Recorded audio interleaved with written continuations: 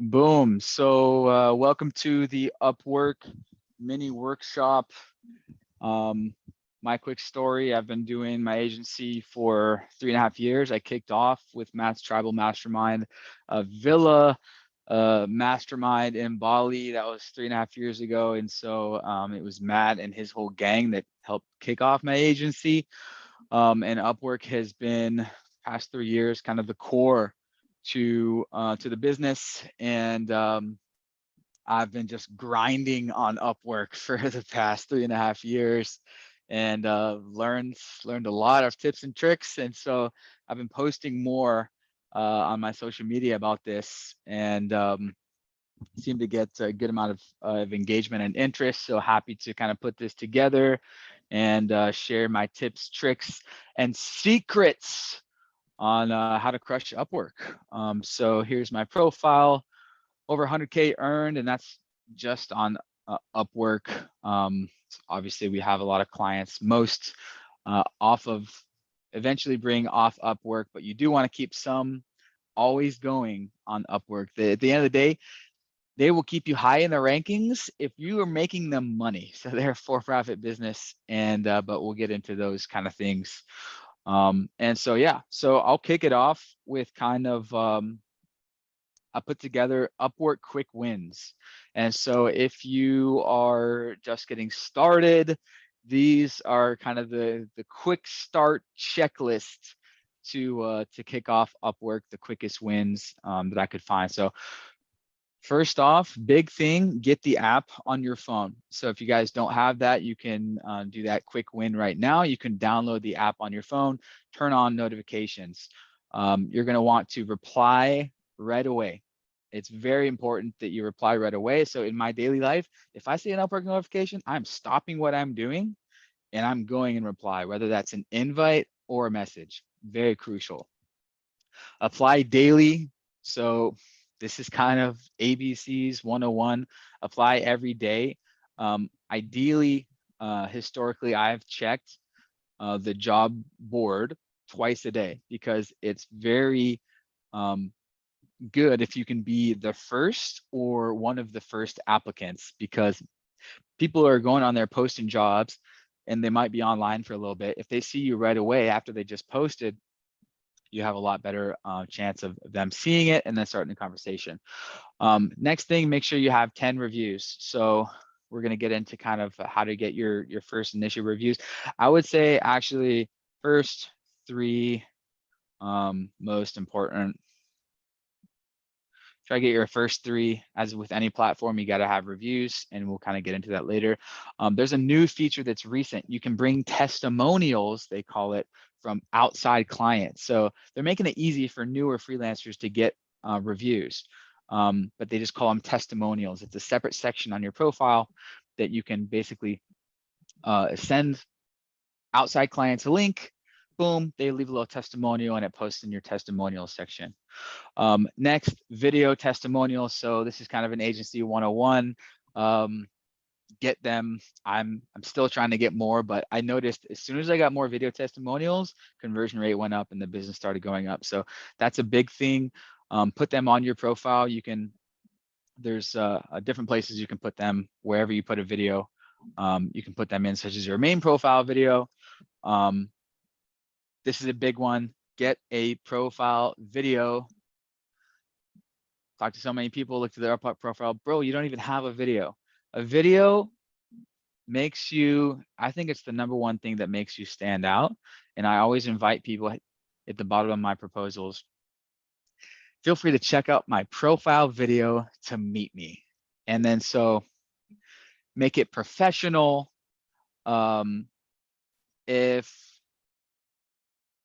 So like I have 2 camera angles here, professional microphone, clip of me public speaking.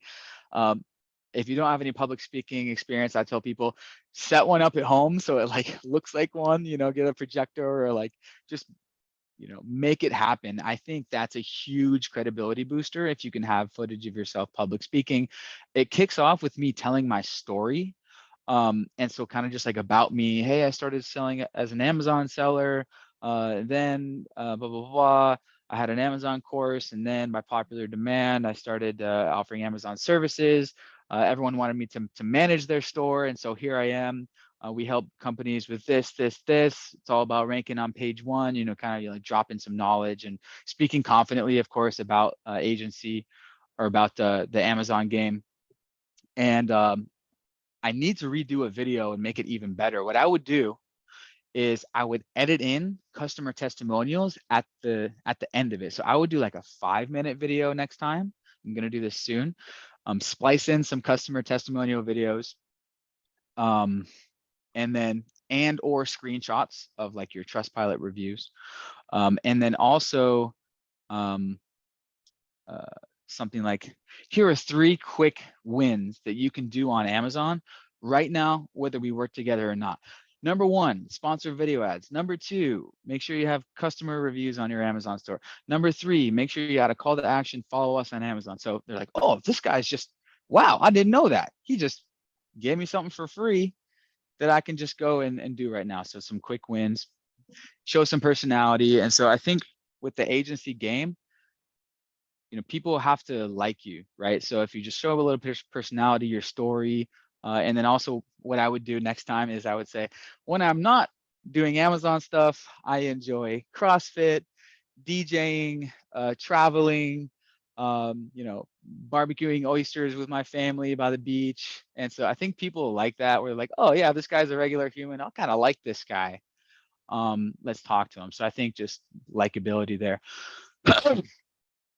Any questions off the bat with any of these 3 things before we get into more of the quick wins?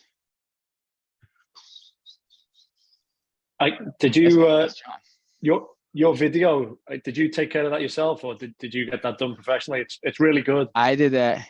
Yeah, I did that all myself. I set up a phone as a second camera, and then a regular camera as on a tripod.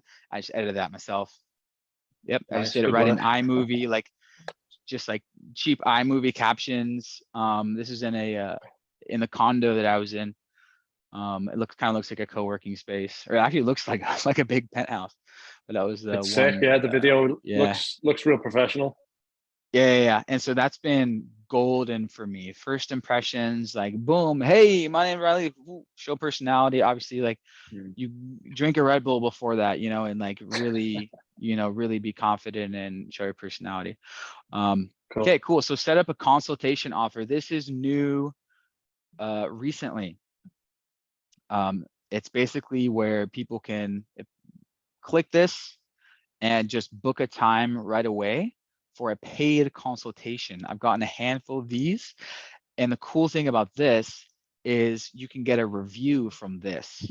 And so I've gotten like a handful of reviews just from a 30-minute consultation. I think maybe 2 of them, so maybe half of them ended up signing up. But it's like customers that see this, a lot of them, like, they just think this is what you're supposed to do. So instead of a free discovery call, you can get paid discovery calls basically through this. So set that up right away. Similar thing is project catalog. So this is like Fiverr. Oh yeah, Matt's here. Just have one question. Who is JAE? Because I don't know who it is, and then I just want to kick out somebody who I don't know, or unless we know this person. Yeah, Jay is he's in Thailand. Okay, cool. Okay, so it's from you. That's fine. Just wanted to make sure. Cool. Just wanted to make sure. Yep. Cool. Cool. So project catalog, that is a new feature. It's Fiverr style offers, and it shows up down here. I've gotten a handful of these. So set them up for your core services. It's got like 3 tiers: starter, standard, advanced. And so I've gotten a handful of people sign up for this. The cool thing is your regular reviews already show up. So it looks like you already have reviews for these. And,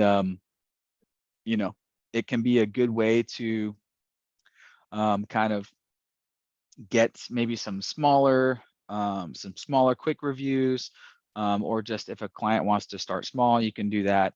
But with managed services, it's a little bit tricky because these are like one-time things. And so for my package, it's like basically $2,000 for a month of Amazon management. little tip, I put the delivery date 45 days instead of 30 days, just in case, because you want to make sure they're super happy after the first month. So I give it a little bit of 15 extra days. So just set that up. Make sure you have that on there. Another new feature available now. So customers will see that you are available now online, and you should be obviously pretty much because you have the app going.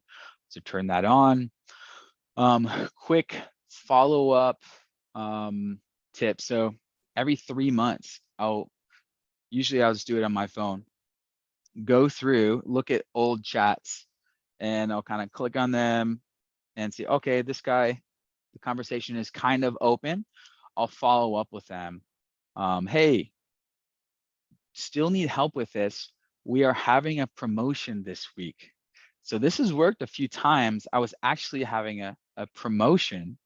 If they reply back, hey, what's the promotion? That means they're definitely interested. So kind of going through old conversations every 3 months that are, semi-warm, and just following up. And then I found that's a good line to gauge interest.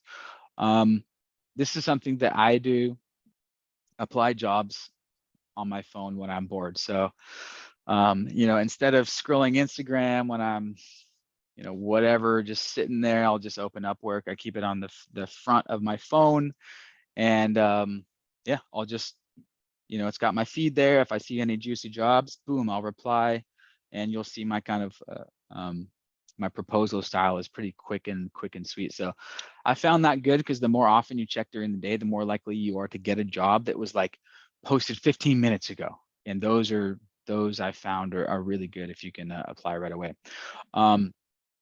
Here's a really nice one. So record a long Loom video walking through your services and what you do. And then in that, you can also sprinkle in case studies and testimonials. I'll show you what that is. So I actually have it right on the homepage of my website. Next, I might put that as my home video, like an introduction real quick, and then just like 20, 30 minutes of detailed dive of what we do. You might as well make your home profile video long, because it's like, if they keep watching it, they like you, they're going to keep watching it. And then I dive into the details. So I made this Loom video. It's 30 minutes. It's going over a Notion document, and it's just, hey, here's what we do. Here's kind of our process. Here's what it's like working with us. And then I sprinkle in some testimonial like screenshots. Kind of here's the onboarding process. Here's the kind of the timeline. And it's just like a walkthrough in detail of what we do, the softwares we use, our kind of communication style. I show them like kind of these like spreadsheets and templates that we use to organize everything. And I've gotten multiple comments from this. It's like, yeah, I watched your 30-minute video before the discovery call. Those are super high close because they know everything about you. It answers all their little nitty-gritty questions. They see that you're super organized. They've seen you talk confidently, breaking it down, the launch process, the step 1, the step 2, like basically breaking down your whole system in a 30-minute video. And so it's right there on my homepage. And what I would probably recommend myself to do is make that part of my my home video. So that's a very crucial thing that I wish I did sooner. I did that probably 2 years in. I wish I did that kind of right away. Cool. So getting into proposals. The proposal pro tips. How about the proposal? So actually, before I get into this, any question on those last few things? The video. I actually wanted to wins. ask. I'm sorry. Go ahead. Go ahead, Doug. Thanks. No, go ahead. Oh, yeah. Yeah, I was just wondering, what's your estimated time to set up all of this from scratch? Well, the longest thing is probably just getting your reviews. I mean, you can start your Upwork profile in a day. I guess. Is that what you mean? Yeah, by like collecting reviews, creating like a really good video and recording like from me who has just created the profile, what would you estimate that if I put my heart into it, that it will be Yeah, like, useful? yeah, a week, you know, bang Nice. it out over a week, I'd say. You know, just it's up to you. Just you can do multiple videos in one day. Take the next day to edit it. I think the longest thing is getting those first 3 reviews in. So that should be your milestone. Getting those first 3 reviews, and then just every day check off a new thing, whether that's the video, you know, the kind of intro video, the Loom video, and then go into iMovie or, you know, Premiere and splice in some customer testimonials and, you know, make it as professional as you can. Right, thanks. Cool. And then I just wanted to ask about the reviews or the client reviews. So we said what we can do is have them as testimonials at the bottom, but do they actually count into the actual amount of reviews, or is that something separate? no, it's not technically a review. It's a new section that's called testimonials. And it's got like a disclaimer like this freelancer has testimonials from outside clients. Right. And do you And think so, it's effective? Do you think it helps at all? Do Yeah. people actually look at this and? Yep. Yeah. I think totally. I think the more testimonials you can have, the better. Mhm. Yeah. And So what like about if if we? you can get 5, 10, do them. Yeah. Okay. And then what could we do potentially is have our clients create a Upwork profile as a client and make us hire us. Do you think that's doable? Yes. Yeah, you can do that. And there's actually a button to do that. So when you go to create a job, you say, invite client outside of Upwork, Yeah. and they'll actually give you like a referral bonus or something like that for bringing new users onto the platform. Right. So then our client registers on Upwork, creates a profile, and hires us through Upwork. Okay. All right. Yep. So in the initial days, building your Upwork profile, I'd recommend doing that. If someone finds you from outside, hey, by the way, Mr. Client, I'm just building out my Upwork profile. Do we mind if we do it through Upwork? Okay, cool. Okay, here's the referral link or whatever. It's somewhere in there. You'll find it. Yeah. Okay. Thanks. Just one thing to bear in mind with that is the client does have to pay a fee, a processing fee for the payment. Yeah, 3%. 3%. Yeah. Yeah. But I suppose it's. It's not you huge, can take it on you and just pay a little bit extra to definitely worth it for the review. Yeah. Sure. Okay. All right. Cool. Yeah, getting those initial reviews. And then with the initial review thing, like you could do like you could frame it as, all right, let's start off with a consultation on Upwork, something quick, or let's start off with an audit project, something quick. You know, and you could just do that, get the review from that, you know, the next week. And then you know, for management, for the ongoing management, initially, actually, definitely I would keep that on Upwork. Like I mentioned at the very beginning, you want to keep long-term clients on Upwork, and your goal should be to get 2 clients to be 12 months plus on Upwork. And then that boosts you to the next rank on Upwork, which is top rated plus. Top rated plus. Let me show you that. Top rated plus. Oh yeah, right there. So you get top rated plus when you have had at least 1 client in the past 12 months window that has been with you for 12 months or more and has paid you 10K or more total on that job. So I've had multiple, like these guys were with us, you know, 6,000.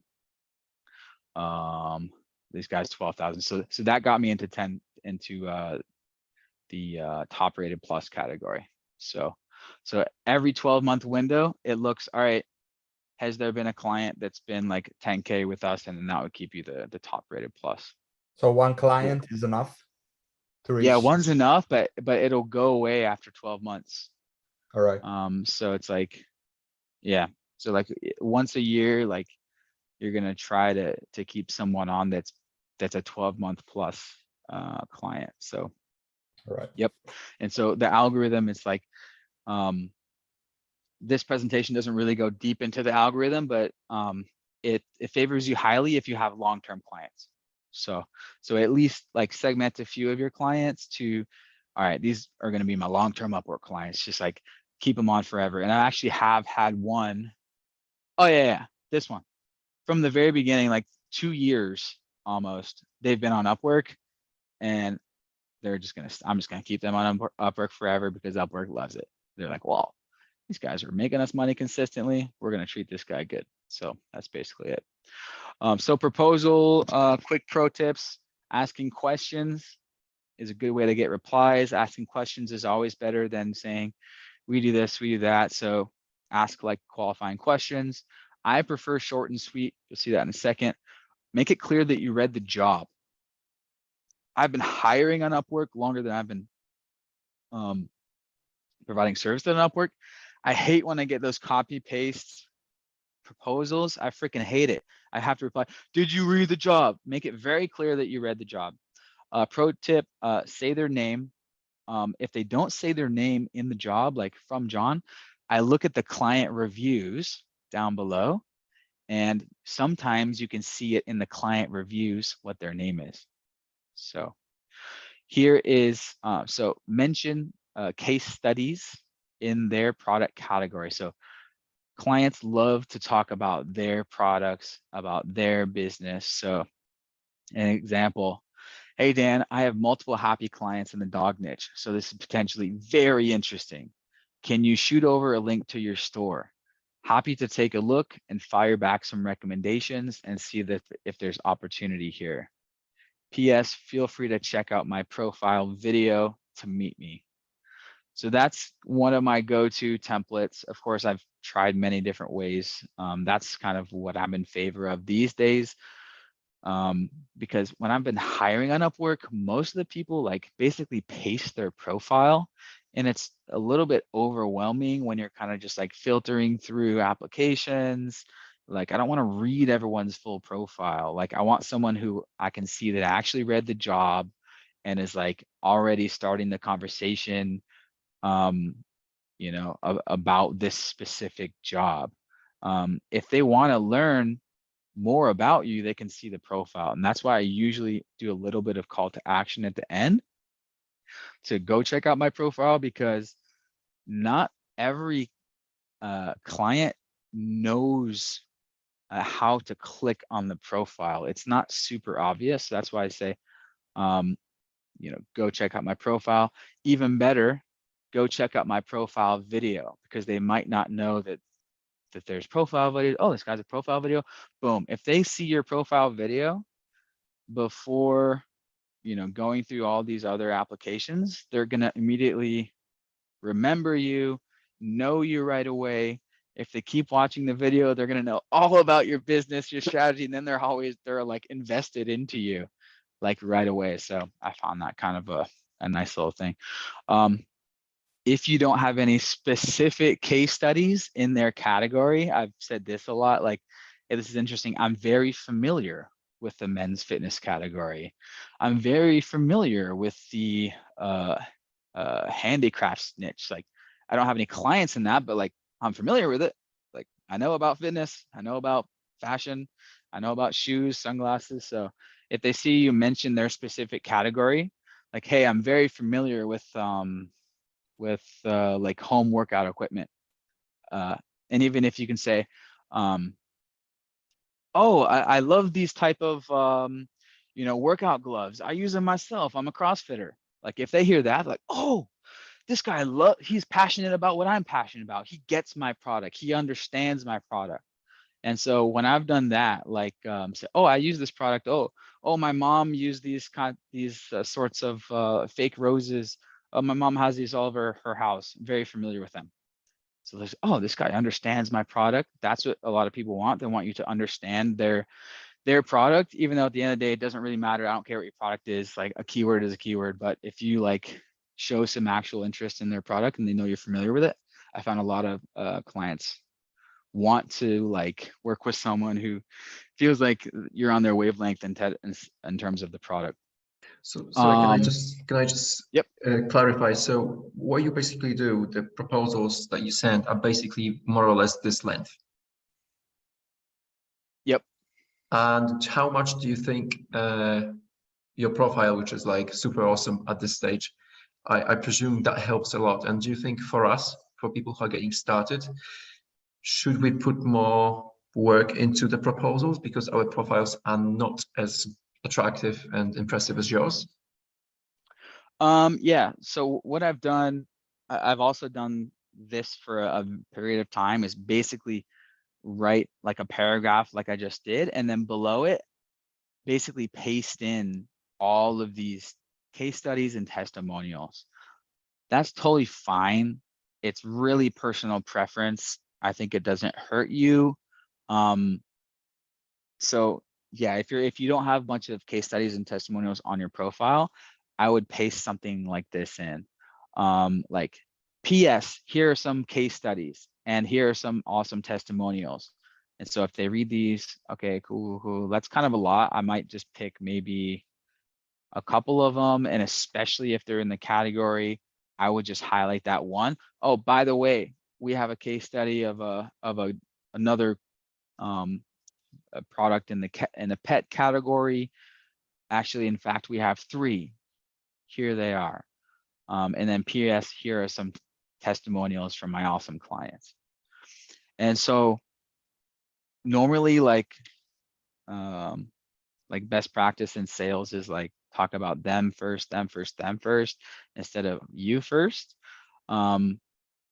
Because I'm kind of assuming that eventually, like, if they start engaging in a chat, they're going to check out my profile, and then they're going to be like, oh, wow, okay, so this guy does have testimonials. I feel like most people don't even read these. They just see, okay, testimonial, okay, so okay, this guy, okay, he's been in business. Like, they're just going to skim over it. You know what I'm saying? So my current thing that I feel good about is short and sweet, but it's really personal preference at the end of the day. And when you were getting started, did you also write short and sweet as well? When your profile was, for example, I don't know, you maybe only had a few $1,000s of earnings, blah, blah, blah. Do you know what I mean? Like, what I'm trying to say is perhaps you can use those short proposals because your profile says much more about you, right? Because you have a lot of earnings, you've done a lot of jobs, you spend a lot of hours working, blah, blah, blah.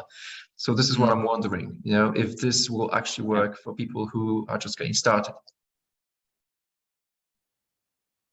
Yeah, I hear what you mean. At the end of the day, I don't think the length matters. I think what matters is if they can clearly read at the beginning that you read the job, you're asking specific questions about the job. So like normally, actually, I would go like this. I would ask clarifying question about the mission, scope, game plan. Like, if they're said, hey, we want to launch a product on Amazon, I would say, and I've done this too in the past, I would say, I have a few quick questions off the bat so I can see if it's a good fit. Bullet point, or even better, number list. 1, how many products are we launching? 2, what is your Amazon marketing budget? 3, like, do you already have an Amazon account? And so I would ask as specific question as you can about their job. Like, if they mention, we also need email marketing, I'd be like, question number 4, how big is your email list, and what specifically are you thinking with email marketing? So I think that's the key. If you want to paste in a bunch of testimonials and case studies like after that as like a PS, I think that's fine. But what really matters is you ask like smart questions at the very beginning that are engaging, and so they can tell it's not just some copy paste bullshit. I think that's the key. Good question.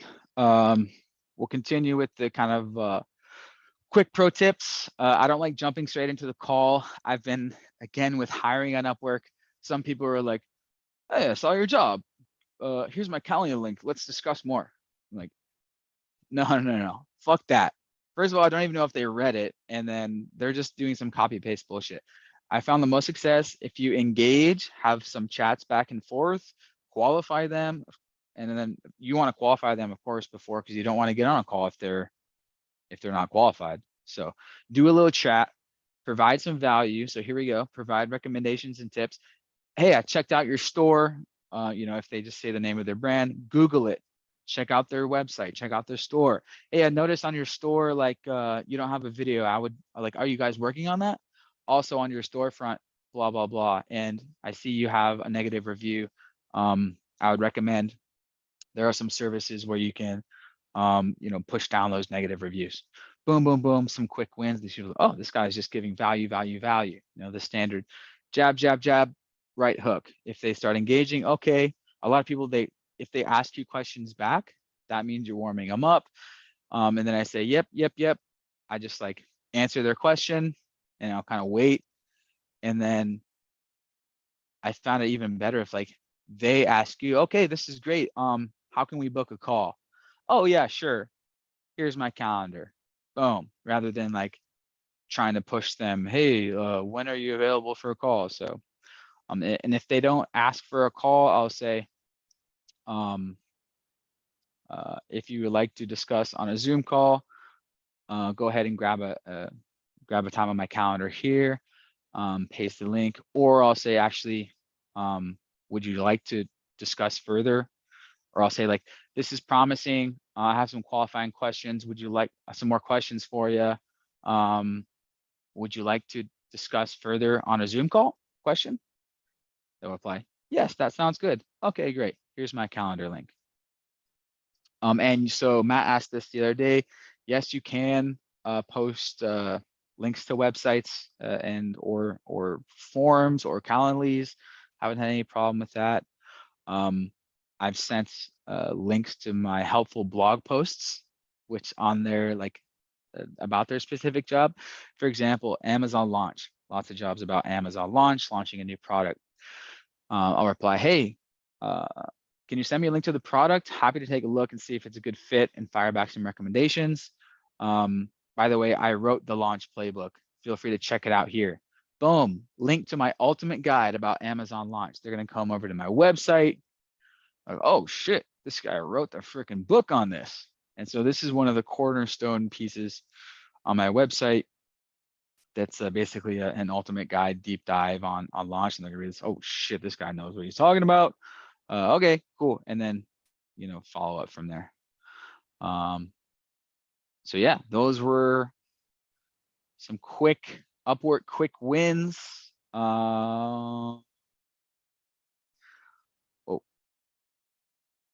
You guys can see my screen, right? Okay. Oh yeah, stop share. Cool. Any follow-up questions about those last things or anything in general thus far?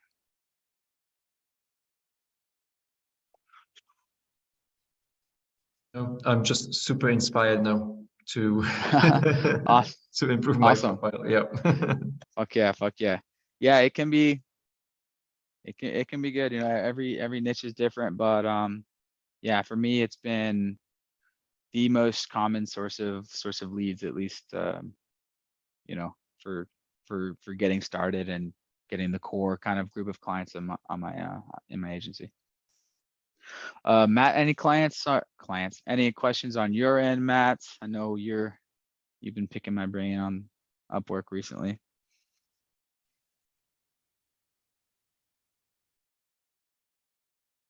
Cool. I don't even know if Matt's still there. I've got a question actually. I'm Yeah, curious. So in regards to like the service delivery and the project management, I know you're running an agency. So how involved are you on that side of the business? Yep. So yeah, I'm the CEO. Basically my role is lead gen and sales. So I'm basically in charge of getting new clients. And then I will do the onboarding call. Usually I'll do the first, so we have a weekly call with every client the first 2 months, and then every other week call. And I am usually on the first 3 calls. And I'll Got I'll set expectations. Like I'm CEO, outward facing. I run our website, our blog, our social media, our podcast, all that. And clients understand, they understand you're an agency, and the CEO is not going to be on every client call. So and then of course I'm in Slack. And so in Slack, I'll try to show face as much as I can ongoing. And so I think clients appreciate that. Like with some of the bigger agencies, like they'll never see their sales rep again, or the founder, whoever was on the initial call. I feel like the person who was on the initial call, if they can at least show their face and like write some comments, share some value here and there, I think people appreciate that, because at the end of the day, agency is about a relationship. And so I have this other section in here that actually, let's do that next. About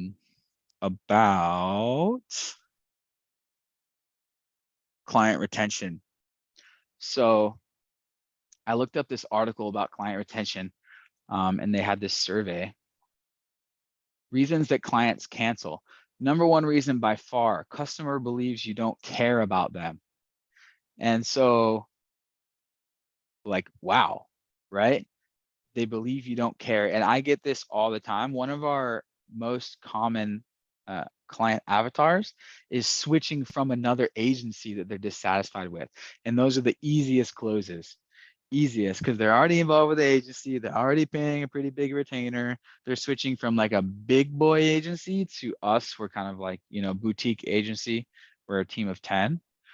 And so that's when they say that, I'll say, don't worry, we're the opposite. We pride ourselves on communication. I'll actually show them inside of our Slack. We do a weekly call. I'm inside of Slack. Like you can we reply, same day, pretty much always. The only thing that we require is you do the same. We require that you reply to all of our messages within 24 hours. Is that something that you can handle? And I'll kind of put it on them. Like, we're good, but we don't want to work with you if you suck at communication, because it's got to be a two-way street. So that's something that I've said, and kind of like, if you're going to suck at communication, we don't want to work with you. And so yeah, it's all about relationship. I was watching some more videos about retention. And then here's another one that was like, basically, it costs you only $10 on average to retain a customer versus 50. So basically, client retention is just as important as getting new customers. And so that's kind of been the key. And we're getting better at that this last year, after we had some clients cancel. And at the end of the day, it just comes to communication, more frequent messages, more frequent calls, just more frequent communication, and just added value. So I tell my account managers, I actually have this like a checklist on the inside of Asana. Like, anytime you see some new Amazon feature, tips, tricks, even a blog article, send that to them. Hey, I just saw this, like, cool little thing, check it out. Hey, by the way, have you thought about this, about other part of your business? Like, I noticed your Shopify store doesn't have an upsell thing. Like, it could be anything about their business. You just want to add value. So there's that. And then I've also noticed like clients where we can actually like get to know them on a personal level. It's better like on the calls. Don't keep it all business. Like, one question that I ask is like, hey Dan, how's it going? How's life? What's keeping you busy these days? Oh, well, there's a wedding this weekend. Oh, and then I have to take my dog to the vet, and then I was working out. Oh, cool. What do you go hiking with your dog, or what? Like, get to know them as a person, and then, oh yeah, like try to relate. Oh yeah, like my mom, she has 2 dogs. Like, oh, I'm not so much of a dog person, but I love to go hiking. Like, where do you go hiking? Mountain biking? Oh, like, talk about their personal life, talk about your personal life. Like, basically, if you can become friends with them, oh man, you're in the money. Like basically be friends with them. And not every agency like wants to do that, but if you're like a small agency, definitely try to become friends with them, talk about stuff other than business for sure. I found that makes both parties much more comfortable and much more likely to stay with you. Great. Yeah. Thanks for those tips. One other quick question in regards to that. So in regards to client communication, like you're saying, you want to still obviously be involved with that, maintain the client relationship. Is it then kind of a combination of you and the account manager that manage like the Slack channels, and then you're kind of handling more of the phone calls, or are they involved in both the communication via Slack and phone calls? Yeah, both. So the way that we had it set up now is the account manager. So our US team is, so we have 4 American guys, and they're the account managers. So they handle the calls, and then also they handle the Amazon ads. So it's me plus those 4 American guys, and then we have 5 Amazon expert Philippines. So like VAs, to do the kind of monotonous work, the busy work, the low level, not strategic things.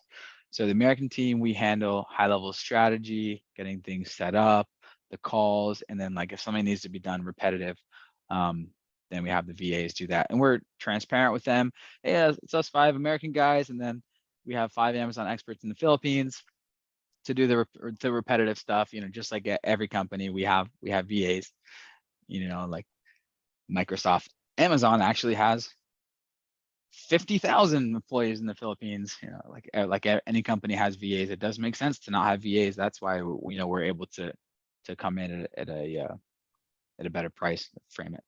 People get it, but yeah, the account managers handle all the communication. Gotcha. Okay, that makes sense. Yep. What else, Matt? What other?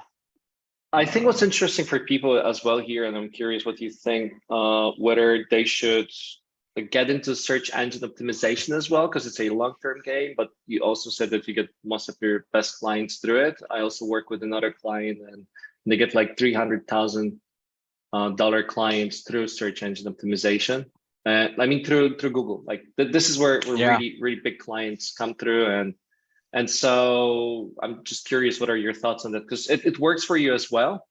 So yeah, we talked about it in the last web podcast. Yeah. So Amazon and how does it relate to the people who are on this call? Like we have people here on this call who make anywhere between like 0 to 50K a month. So yeah, for sure. I would I wish I made an SEO push sooner, but so what I was telling Matt the other day is as of the past few months, we are now ranking on page 1 for Amazon Marketing Agency, and we're starting to onboard clients from it, and the calls that we're getting are the most qualified. Kind of makes sense, right? Similar to Upwork, they're looking for an agency, like even better with Upwork, they're looking for a freelancer, maybe they're looking for a cheap deal.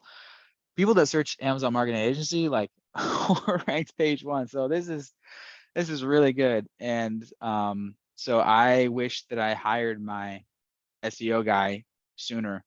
But the reason we are able to rank fairly quickly, maybe within like 3 to 6 months for some of these keywords, is I started my website 4 years ago, when I started 3.5 years ago, and posted regular blog posts all the way up until a year ago when we started really doing the official SEO strategy. So the website was warmed up. It already had pretty good Google juice. And so when we hired the SEO guy, he put firepower under it and did some SEO tricks to boost ranking up for those specific keywords. And so what kind of budget should people think of to make something work with like how much you paid every month and for how long before you can start getting results? Yeah, I was paying the freelancer like 1,000 or 1,500 basically to work for me. Basically, actually I don't know how many hours, but he's doing a great job. And so you need the SEO person, and then you need content writers. So we actually already had one of our Philippines. She was already a copywriter, so he would just give her SEO articles to write, basically. You know, for example, targeting some keywords, and he would have her do 2 articles a week for probably 6 months, and so that was part of his requirement. So, so you're gonna need a content writer, and you can find, you know, you can find Philippines freelancers, writers for full time, you know, $400 a month, as we know. You mean like 400 per month full-time content For writing, a or for a Philippines person, yeah. okay? And they're Content gonna what, like how much they gonna write for you for their full Like, time? Like this is like 5 articles a day or for full time. it was 2 posts a week. Mhm. 2 posts a week, yeah. Okay. So you get this Filipino person to write for 400 a month, and then an SEO person for 1,500. And then how did you go about figuring out that they're qualified? Like so let's say Matt on this call, like Mache on this call, he knows CEO, right? Like he knows this CEO. So like he understands. Like I wouldn't know how to go about it. Do you just go with Upwork reviews, or do you like how do you figure what they're doing, whether they're good? Yeah, just standard standard qualification, you know, just make sure they're good. And yeah, just standard hiring to find an SEO person. And how many months you said it took you? 12 months before you got on the first page of Google, or I think I hired him last October, and we really started seeing the leads come in like 4 months ago. So I think it took 6 months to get that page 1 real estate, which I think is pretty typical with SEO. I'm not an SEO expert, by the way. Yeah, Well, that's very typical. Usually you need about Yeah. 6 months to yeah. Same with Amazon, actually, to really boost your ranking takes about 6 months, kind of how these algorithms work. nice. Yeah. Yeah, any other Upwork stuff? Yeah, I had a question, if you don't mind. Yep. So I just wondered about the difference between setting up, obviously, a freelancer account on Upwork and an agency account. Yeah. Nice. Like Yeah, that's right in now, my notes somewhere, yeah. okay, cool. Yeah, so right now I just have a freelancer account.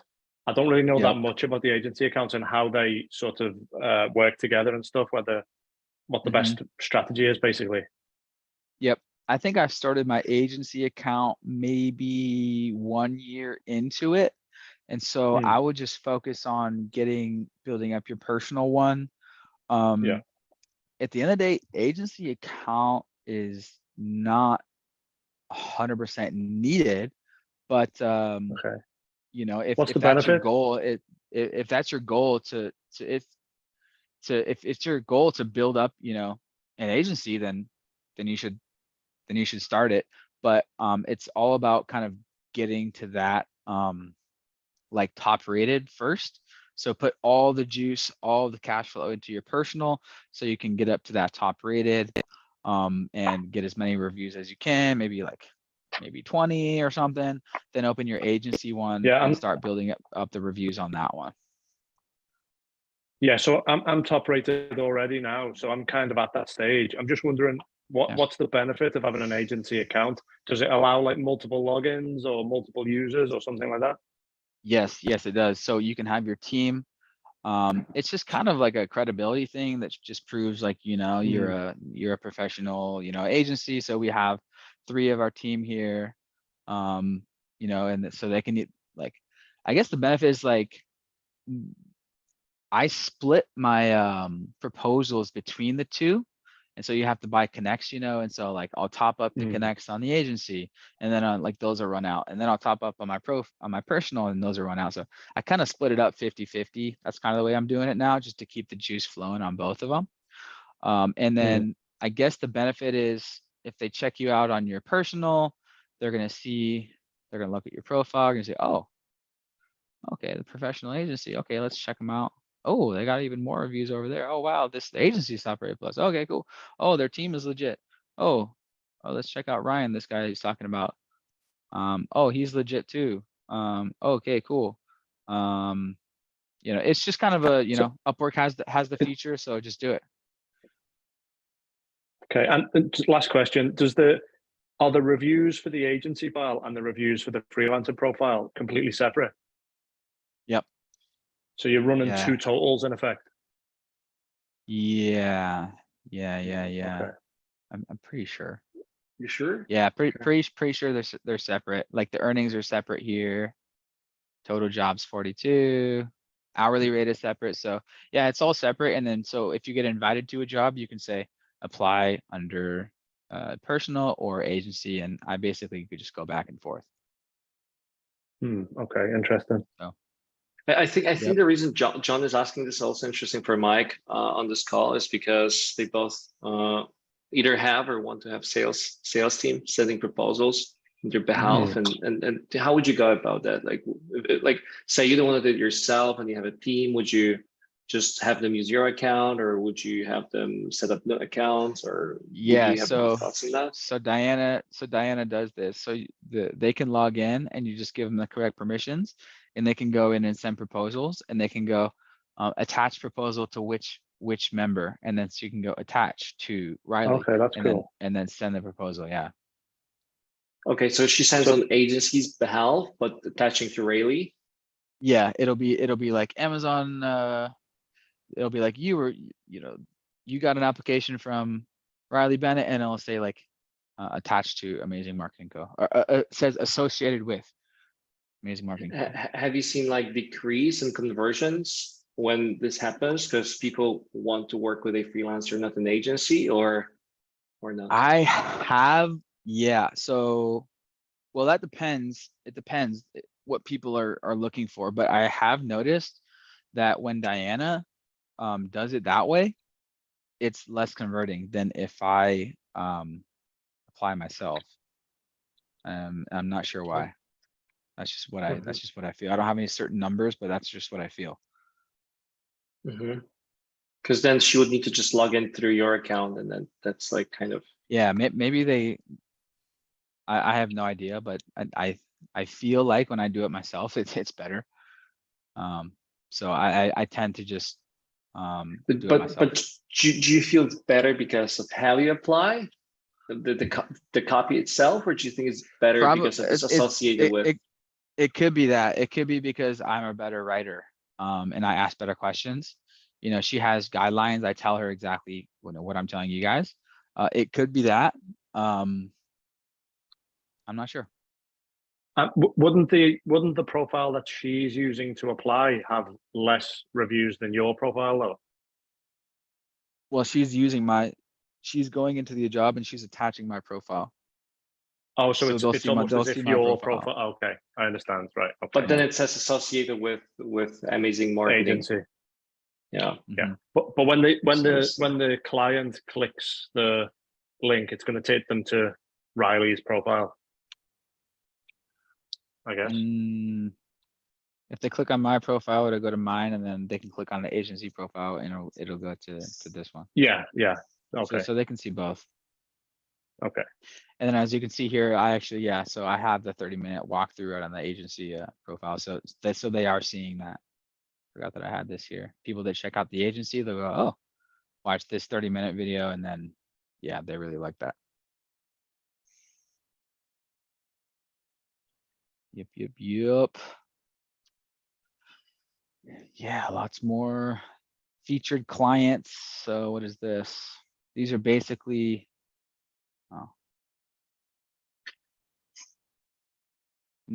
so there's featured clients. I don't know what this is. I guess they're just kind of like a summary of different brands. And then portfolio is really important.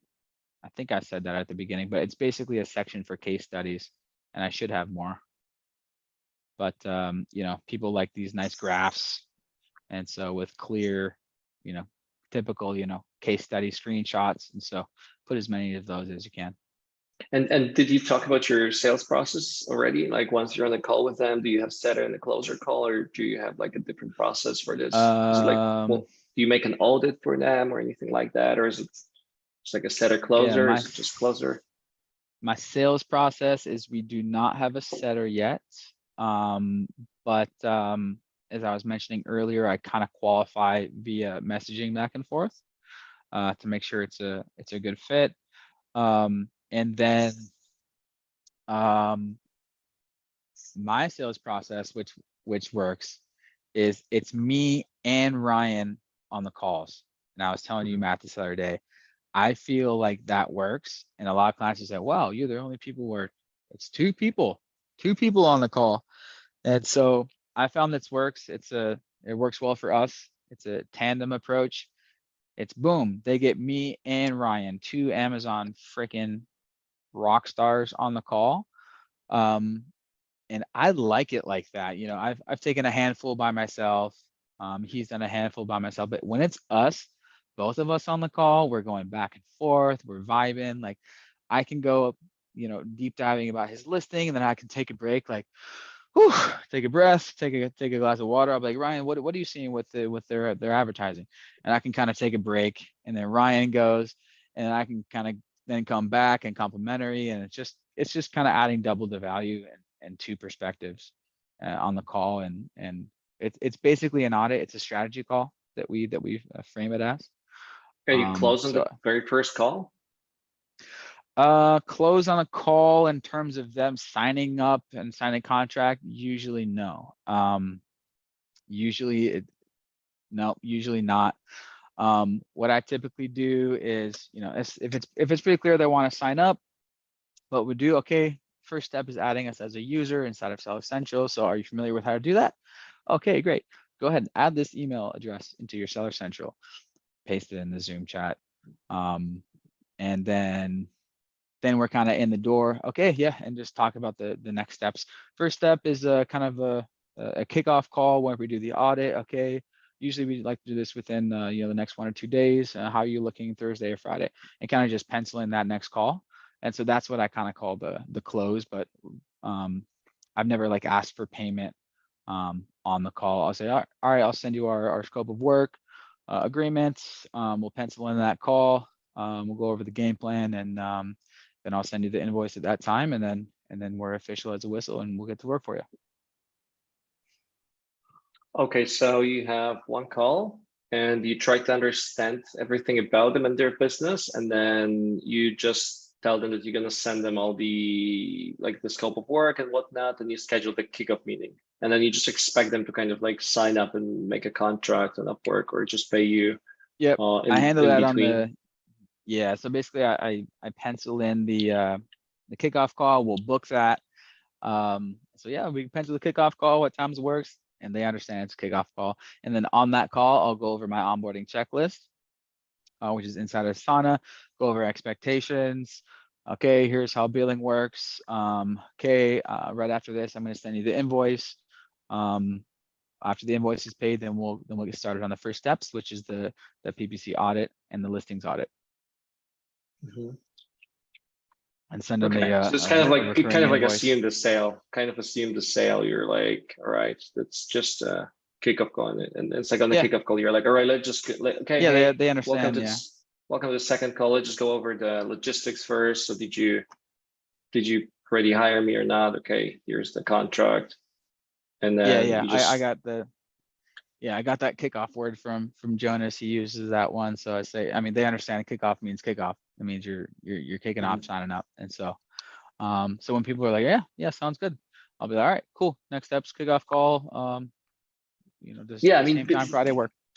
The reason why I was curious is because like what Jonas does is that he has the closer, and then they schedule the kickoff meeting. So they schedule the kickoff meeting on the call, and they say, all right, let's pencil in the kickoff meeting for the, let's say, next week or next Tuesday. And now the last step, let me just go over the contract. So they do the close after they schedule, but they don't get on a kickoff call to actually collect the money or sign the contract. But you actually do that, and this works well for you, it seems like. Yeah, no, I signed up with Jonas's agency. I bought a video from them. So okay. So that was nice. I saw his whole process, and it's very, very impressive. And I want to get to a point where I have a closer, and I might have the American team, not a closer, a setter. I might have the American team start experimenting with 15-minute setter calls. And I love the way that Jonas does this, and you can do that on a separate call than other than this workshop. It's very good where they ask, like, all that we ask is at the end of the strategy call, it's either a yes or a no. We don't want to hear maybe or whatever. Wait list, blah, blah, blah, blah. At the end of the strategy call, it can be either a yes or a no. Does that sound good? And so that's a very powerful sales tactic. That's in the closer call, right? Yeah, that's Yeah, kind of yeah. it. And then Jonas does the verbal agreement at the end. Yeah, and then they send the invoice, and then we take care of that after the call. But he gets you to do the verbal agreement. Okay, sounds good. You basically agree on the package, and then okay, all right, sounds good. All right, so the delivery will be now we're just gonna go ahead and handle the contract. So and how we do that is just over voice. We'll get that ready and we'll record it. Does that sound good? Okay, and we're recording. Okay, this is Jonas here. I'm here with Riley Bennett, client of Amazing Marketing Co. And we're agreeing to the scope of this explainer video. It will be delivered. Blah, blah, blah. Do I have your permission? Yes, it's very good. It's very good. Just if you guys That's pro level. want to cover this entire call process on the tribal.mastermind.com/closer, and this explains this entire process that Brady's talking about. I've documented the whole process, every step, and including what you just said. Yeah, very, very next level. And so, yeah, I've been watching a lot of sales videos, and you know, some people do that. They frame that either whether it's with a setter. At the end of this call, all that we ask is for, and sometimes I'll say fuck. Either there's a fuck yeah or a no thanks, and they're like you know. And how do you? Sorry. And so someone said this. It was like you know, when people say I'll think about it, or maybe, usually that means it's just a polite way of saying no thanks. So I just ask that it's okay to say no thanks. That's totally fine. Just, you know, if you say because when people say maybe or I'll get back to you, it's just a polite way of no thanks. So I'll take that as a no, and that's totally fine. And so that was kind of a sales line. And how do you pay your sales team? Because it's interesting for guys in the call here as well. Like, do you pay commission, or well, we don't have a full-time sales team. It's just me and Ryan. It's just me and Ryan, the execs. So you guys just like revenue split between you. It's like you're co-founders. That's more what it is in a sense of. Yeah, kind of the next step for us will be to get a get a setter and then a sales team. You know, that's kind of the long term. You know, my mission in the next, you know, couple of years is, of course, you know, I don't want to, you know, have a quote unquote job of, you know, doing sales all the time. You know, the best kind of value as the CEO and owner is I actually have notes on here. I was watching a video on this, actually from a book. What's it called? Sell Like Crazy. I highlighted this one, and it was top revenue producing activities for the owner of an agency. So ideally, you are writing sales copy, coming up with offers and promotions, creating funnels, shooting videos, doing webinars, scheming and plotting. So that's kind of my, you know, just following what the experts say. The highest, you know, the $1,000 an hour, you know, type activities that long term owners should focus on. So. What's scheming and plotting? I don't even know what it is. Scheming and plotting, dude. Just, you know, what's the word for it? Strategic partnerships. I've been doing more on strategic partnerships. So like partnering with Google Ads agencies, partnering with Amazon courses, partnering with Amazon softwares, and like building referral relationships. Okay. Oh, yeah, such as John, yeah. Yeah, so that's what happens with so building strategic partnerships long terms. Oh, scheming and plotting. Oh, you don't know that term yet. It's doing this. Okay. Yeah. So just sit there and just do this. That's what you're supposed to do. Yeah. With a cat. All right. Oh, yeah. What are we, about an hour and 15 minutes? Yeah. Does anybody else have any other questions? Anything on your mind? Anything sales process related? Anything team hiring, delivery process? How to talk with clients, like messages that you send back and forth on Upwork. I think Rayleigh covered that also on the call we've had. I think you just don't send like a long proposal. That's what you said. You have like very short, sweet and short, very well adjusted Well, to them. Yeah, it's less about the custom. length and less about the length and more about just asking intelligent questions at the front instead of just some copy paste bullshit that a lot of people do. Well, at least a lot of VAs do that. I just have a quick one, if I can. Yep.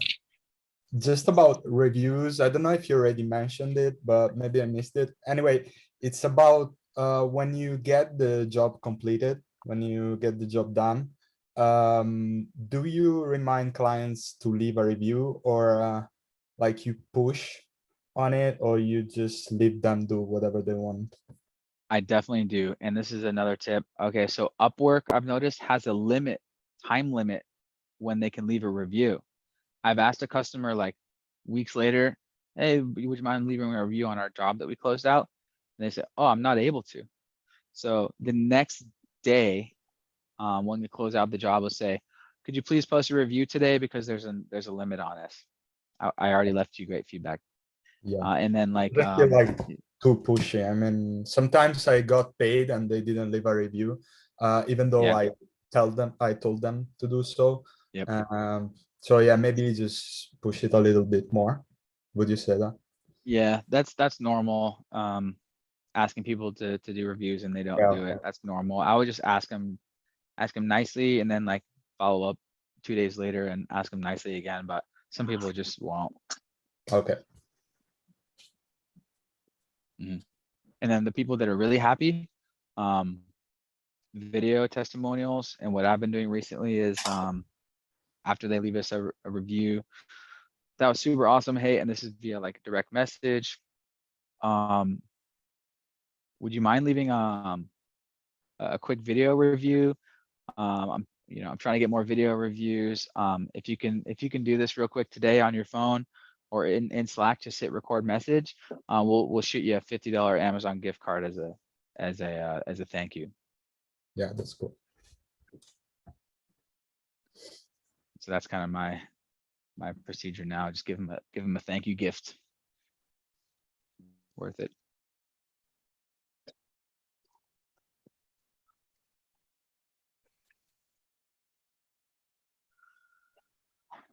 What else? There's a lot more, but yeah, that was kind of some high level stuff. What else, Matt? No, that's I mean, like that's mainly for everyone to ask questions. Like if there's no questions, we can wrap it up. Like, do you guys have any other questions? Anything else? Anything else that would be helpful? Yeah, I mean, Yeah, we can wrap it. sounds We good. can wrap it up. Yep. Feel That's free to cool. post questions in the Upwork chat. Thanks, Riley. Great. All Very right. welcome. Yeah, maybe we'll touch base in Thailand at some point. Let me know if you come up Sure, here. yeah. Will do.